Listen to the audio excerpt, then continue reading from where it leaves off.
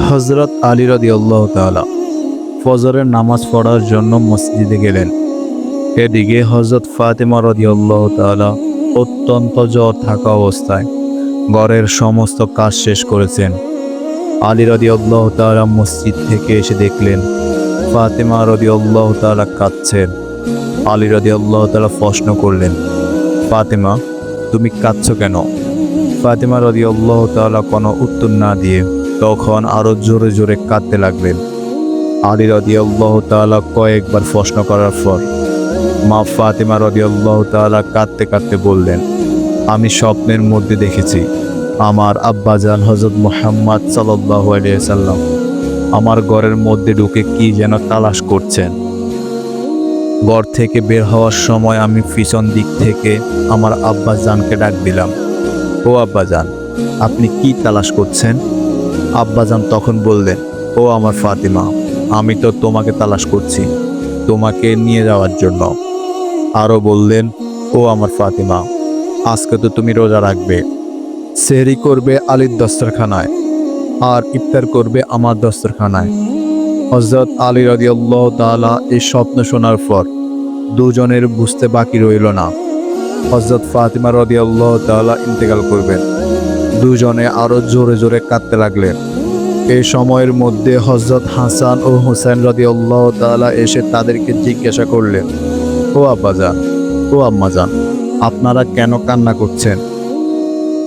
ফাতেমা রাদিয়াল্লাহু তাআলার একটা অভ্যাস ছিল, যখন হাসান ও হুসাইন রাদিয়াল্লাহু তাআলা তাকে কোনো কাজে বিরক্ত করতেন তখন দুজনকে নানাজানের কবরের কাছে যেতে বলতেন।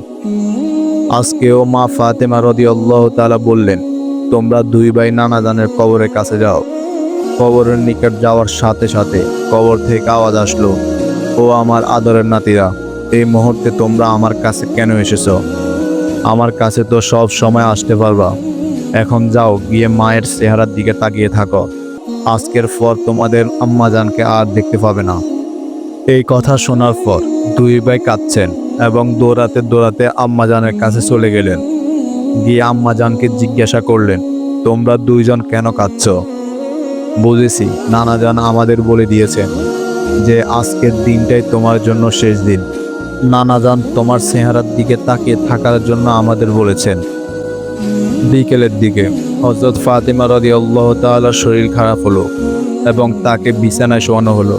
মা ফাতেমা রাদিয়াল্লাহু তাআলার মৃত্যুর পূর্বক্ষণে হযরত আলী রাদিয়াল্লাহু তাআলাকে তিনটি কথা বলেছেন। ও আলী, আমার প্রথম কথা হচ্ছে, যেদিন থেকে আমি আপনার ঘরে এসেছি ওই দিন থেকে আজ পর্যন্ত আমি আপনাকে অনেক কষ্ট দিয়েছি। আপনি যদি আমাকে ক্ষমা না করেন তাহলে কিয়ামতের ময়দানে আমার কারণে আব্বাজানকে অনেক লজ্জিত হতে হবে। বলেন আপনি আমাকে ক্ষমা করলেন কিনা? আলী রাদিয়াল্লাহু তাআলা তখন বললেন, ফাতেমা, তুমি কি বলছো এগুলো? আমি তোমার যোগ্য ছিলাম না। তোমার আব্বাজান দয়া করে মেহেরবানি করে তোমার হাত আমাকে দিয়েছেন। বিয়ের দিন থেকে আজ পর্যন্ত আমি আলী তোমাকে দুই বেলা ঠিকমতো খাওয়াতে পারিনি। ও ফাতেমা, তুমি বলো আমাকে ক্ষমা করেছো কিনা? তুমি যদি আমায় ক্ষমা না করো তাহলে আমাকেও কিয়ামতের দিন কঠিন শাস্তি ভোগ করতে হবে। ও আলী, আপনার সাথে আমার দ্বিতীয় কথা হলো, আমি মারা যাওয়ার পর আপনি বিয়ে করে নেবেন দুনিয়ার যে কোনো মহিলাকে আপনার পছন্দ মতে। আমি আপনাকে অনুমতি দিলাম। আর আমার বাচ্চা দুটিকে সপ্তাহে একদিন আপনার কোলে নিয়ে ঘুমাবেন আপনার সাথে। আমার তৃতীয় কথা হলো, হাসান হোসেন যখন বড় হবে তখন তাদের দুই ভাইকে আল্লাহর রাস্তায় সুপুর্দ করে দিবেন এবং আমাকে রাতের বেলায় দাফন করবেন। তখন আলী রাদিয়াল্লাহু তাআলা বললেন, তুমি নবীর মেয়ে, আমি সবখানে খবর দিয়ে তোমার দাফন করব, এতে সমস্যা কি? হযরত ফাতেমা রাদিয়াল্লাহু তাআলা বললেন, আমার কাফনের উপর দিয়ে সবাই অনুমান করবে নবীর মেয়ে কতটুকু লম্বা ছিল, কতটুকু স্বাস্থ্যবান ছিল, এতে আমার পর্দা ভঙ্গ হবে।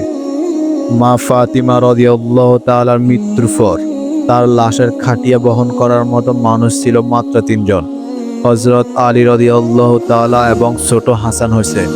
হযরত আলী রাদিয়াল্লাহু তাআলা ভাবছেন যে লাশের খাটিয়া বহন করার জন্য আরও একজনের প্রয়োজন হবে। তখন চার কোনা চারজন কাঁধে নিতে পারবে এমন সময় হযরত আবু যর গিফারি রাদিয়াল্লাহু তাআলা এলেন এবং খাটিয়ার কোনা বহন করলেন।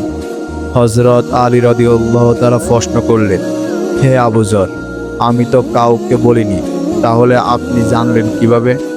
তখন হযরত আবু যর গিফারি রাদিয়াল্লাহু তাআলা বললেন, আমি আল্লাহর রাসূল সাল্লাল্লাহু আলাইহি সাল্লামকে স্বপ্নে দেখেছি। তিনি বললেন, হে আবু যর, আমার ফাতিমার লাশ বহন করার জন্য লোকের অভাব, তুমি তাড়াতাড়ি চলে যাও। ও আলী, আমাকে তো হুজুর সাল্লাল্লাহু আলাইহি সাল্লাম আসতে বলেছেন, তাই আমি এসেছি। তোমরা তো আমাকে বলনি। তে রাসূলুল্লাহ সাল্লাল্লাহু আলাইহি সাল্লাম আমাকে বলে গিয়েছেন, হযরত ফাতিমা রাদিয়াল্লাহু তাআলাকে যখন কবরে নামাচ্ছেন, তখন হযরত আবু যর গিফারি রাদিয়াল্লাহু তাআলা কবরের কাছে গিয়ে বললেন, কবর, তুই কি জানিস আজকে তোর মধ্যে কাকে রাখছি?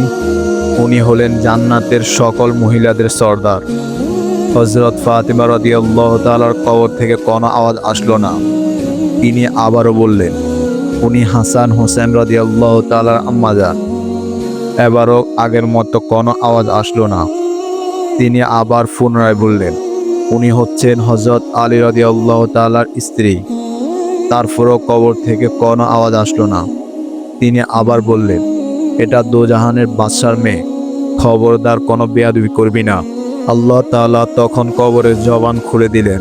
কবর বলল, আমি অন্ধকার ঘর, আমি সাপ বিচ্ছুর ঘর, আমি এমন একটি ঘর যার মধ্যে কোনো বংশ পরিচয় কাজ হয় না।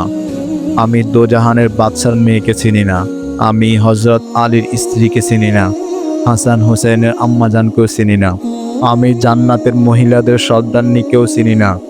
আমি শুধু চিনি ঈমান এবং আমল।